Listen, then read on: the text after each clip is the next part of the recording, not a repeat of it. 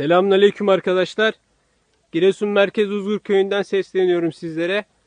İhsan abiyle yaptığımız anlaşma sonucu çadır kümes artı 500 tavukluk yerimiz dün itibariyle kuruldu.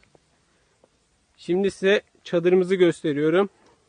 Önden 2 tane pencere. Bu ana çıkış kapımız. Sağ tarafta yemliklerimizi kuracağız. Daha tamamlamadık. Karşı tarafta havalandırmamız, alt taraf tavuk çıkışımız, 2 adet penceremiz. Sol tarafta gördüğünüz su sistemimiz 9 metre. Hepinize iyi günler diliyorum.